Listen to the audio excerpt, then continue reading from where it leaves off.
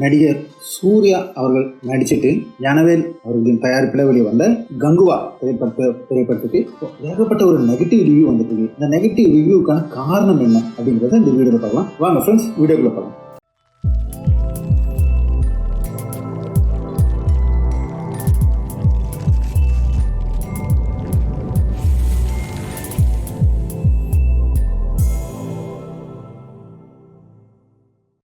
Hi friends, welcome back to SJ Tamil Nadu செய்திகள் and நான் உங்கள் எஸ்ஜே.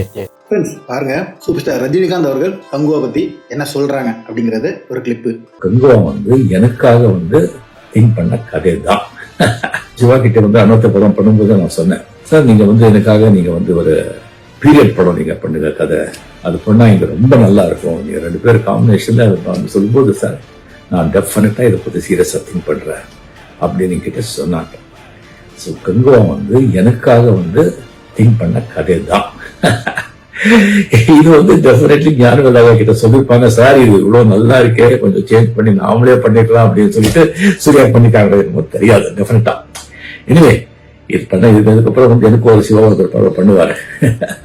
சூர்யா பத்தி என்ன சொன்னா, ஆக்சுவலி ஒரு சிவகுமார் அவரை பத்தி அவருடைய ஒழுக்கம், அவருடைய கண்ணியம், அவருடைய நேர்மை, அவருடைய அறிவு அது எல்லாருக்குமே தெரிஞ்சதுதான். அந்த மாதிரி ஒரு ஆர்டிஸ்ட், அந்த மாதிரி ஒரு ஜென்டில்மேன் மனிதனை இண்டஸ்ட்ரியில பார்க்கவே முடியாது.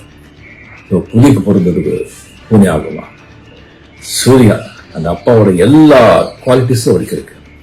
அவருக்கு ஒரு ரொம்ப ஒரு வித்தியாசமான படம், ஒரு புதுசா படம், யார் மற்ற ஹீரோஸுங்க நினைச்சு கூட பார்க்காத படம், அந்த மாதிரி படம்னு சொல்லி முதல்ல இருந்து அவருக்கு ஆசை. ஒரு கமர்ஷியல் அவசியம் மாதிரி படம் பண்ணியிருந்தா கூட அவர் உள்ள மனசுல அவருக்கு அந்த மாதிரி வித்தியாசமான படம் பண்ணணும் தமிழ் ஆடியன்ஸ்க்கு அப்படிங்கிறது எப்பவுமே. அவர் அருமையான நடிகர். அவர் இந்த படத்தை கங்குவா அதை அவர் ஆக்ட் பண்ணியிருக்காரு.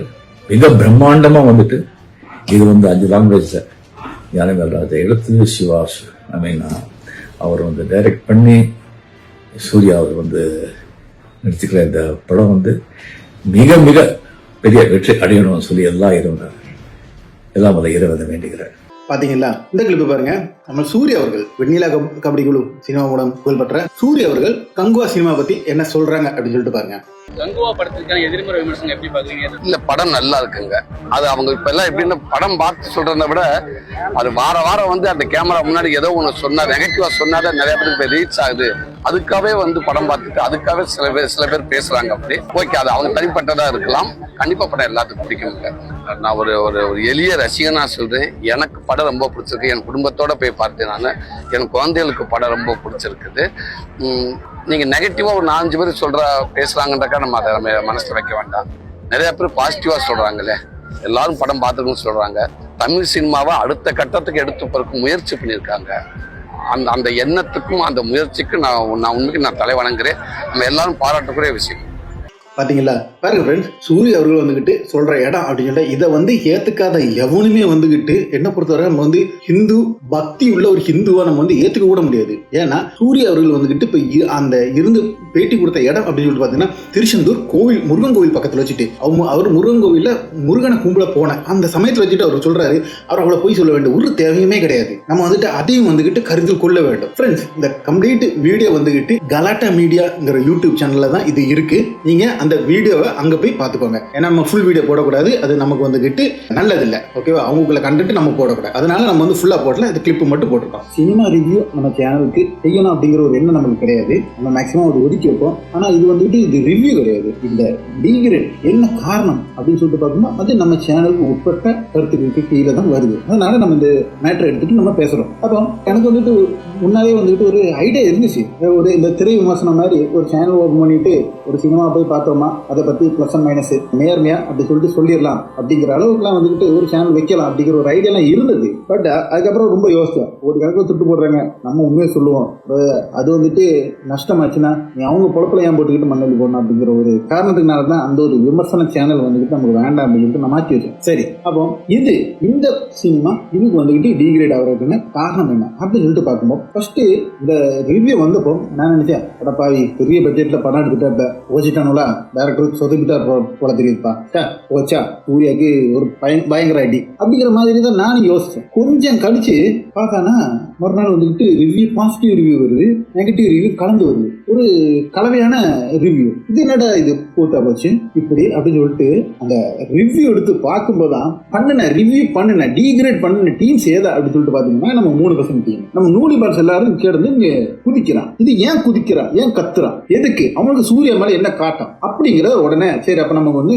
அதை பத்தி அலசி ஆராய்ச்சி என்னன்னு சொல்லிட்டு நம்ம ஒரு வீடியோ போடுவோம் அப்படிங்கிற ஒரு கணக்குல தான் இந்த வீடியோ எடுத்துட்டு நம்ம போட்டோம். அப்ப நான் 3 நாளுக்கு பிறகுதான் நான் போய் பார்த்தேன். நேற்று ஞாயிற்றுக்கிழமை போய் அந்த வீடியோ அந்த சினிமா வந்து நான் போய் பார்த்தேன். பார்க்கும்போது எனக்கு சொல்ல வேண்டியதை நான் சொல்லிக்கிறேன். அதுக்கப்புறம் மற்ற மேட்டர். ஒரு சினிமா அப்படிங்கிறது வந்து சினிமா அப்படின்னாலும் சரி, வீடியோ அப்படின்னாலும் சரி, ஒளி ரெண்டுமே வந்து முக்கியம். இதுல எதுனாலும் ரெண்டுமே 2 கண்ணு மாதிரி. இதுல ஒரு கண்ணை அடைச்சிட்டு ஒரு கண்ணை வச்சுட்டு நம்ம பார்க்க முடியாது. அது ஒரு நல்ல ஒரு காட்சியாவே இருக்காது, ஒரு நல்ல ஒரு ஆங்கிளாவும் இருக்காது. அது உண்மை. அந்த இதில் பார்க்கும்போது ஒளி விஷுவலைசேஷன் நல்லா இருக்கு, பட் ஒளி சவுண்டு அது சொதப்பியிருக்காப்ல. அது இசையமைப்பாளர் தேவிஸ்ரீ பிரசாதோட மிகப்பெரிய தவறு, அவரோட சவுண்ட் இன்ஜினியரோட தவறு நமக்கு தெளிவாகவே தெரியுது. ஆக்சுவல் என்ன அப்படின்னு சொல்லிட்டு பார்த்தீங்கன்னா படத்துல ஒரு 1/4 பாகமே வந்துட்டு ஹெவி சவுண்ட் அது பயங்கரமா இருந்திருக்கு. நான் பார்க்கும்போது வந்துட்டு சவுண்டு குறைச்சிருக்காங்க. இந்த குறைச்சது என்ன காமிக்க அப்படின்னு சொல்லிட்டு பார்த்தோன்னா அந்த ஒரு 1/4 பாகம் வந்துகிட்டு சவுண்டு கிளியரா இருக்கு, ஒரு லெவலுக்கு போகுது, அதுக்கப்புறம் வந்துட்டு சவுண்டு கம்மியாகுது. அந்த மாதிரி தான் இருக்கு. அப்போ சவுண்ட் மிக்சிங் வந்துகிட்டு ஒரு பிரச்சனை இருந்திருக்கு. இதை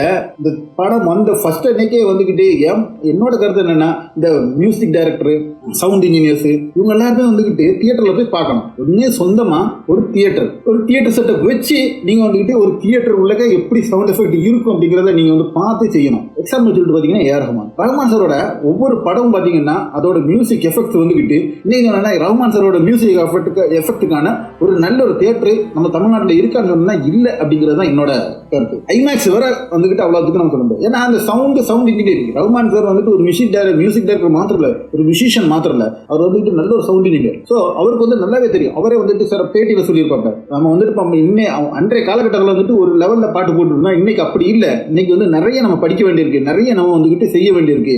இப்போ என்னன்னு சொல்லிட்டு பாத்தீங்கன்னா இப்போ ஸ்பாட்டிஃபைக்கு வேற மாதிரி கொடுக்க வேண்டியிருக்கு, நெட்ஃபிளிக்ஸ்க்கு வேற மாதிரி கொடுக்க வேண்டியிருக்கு, அதே இதுல வந்துகிட்டு ஐடியூனுக்கு வேற மாதிரி சவுண்ட் கொடுக்க வேண்டியிருக்கு பாட்டுகளுக்கு. அப்ப இது எல்லாமே வேற வேற ஃபார்மேட் வேற மாதிரி லாஸ்லெஸ்ஸா கொடுக்கணும் அப்படின்னு சொல்லிட்டு பார்த்தா இதெல்லாம் வந்துட்டு அவர் திங்க் பண்ணிட்டு ஒர்க் பண்றாரு. தேவிஸ்ரீ பிரசாத் போல ஆளுலாம் வந்துகிட்டு கோடிக்கணக்கில் சம்பளம் வாங்குறீங்கன்னா நீங்க அது வந்து கேர் பண்ணிருக்கணும். நீங்க அந்த தியேட்டர்ல போயிட்டு அன்னைக்கு பார்த்துட்டு சரியில்லைன்னா அன்னைக்கே நீங்க வந்துட்டு அந்த ரெக்கார்டிங் ராத்திரி கிளியர் பண்ணி எடுத்து திருப்பி நீங்க வந்து கொடுத்துக்கலாம், கிளியர் பண்ணி கொடுத்துக்கலாம். அந்த தவிர நீங்க செஞ்சது இதுவரை அது வந்து நீங்க கிளியர் பண்ணாது வந்து மிகப்பெரிய தவறா தான் நான் பாக்குறேன். ஏன்னா முன்னால மாதிரிலாம் கிடையாது. முன்னால அப்படின்னு சொல்லிட்டு பாத்தீங்கன்னா இப்போ 2010 தான் வந்துட்டு உங்களுக்கு டிஜிட்டல் UFO டீடைல்ஸ் எல்லாம் வருது. அதுக்கு முன்னாடி நீங்க எல்லாம் பாத்தீங்கன்னா உங்களுக்கு பிரிண்டட், அந்த பிரிண்டட் போது நீங்க ஒவ்வொரு இதுக்கும் பெட்டி போயிட்டு அதுக்கப்புறம் வந்து நீங்க எடிட் பண்றது ரொம்ப கஷ்டம். ஆனா இன்னைக்கு அப்படி இல்லை. இந்த டிஜிட்டல் இதுல நீங்க ஒரு மொத்தமே 4-5 பிரிண்ட் தான் தேவைப்படும். அந்த இதை கிளியர் பண்ணிட்டு திருப்பி அதை அவங்க கையில கொடுத்துட்டீங்கன்னா ஆட்டோமேட்டிக்கா வந்துகிட்டு கிளியரான இதுல நீங்க வந்துகிட்டு மக்களுக்கு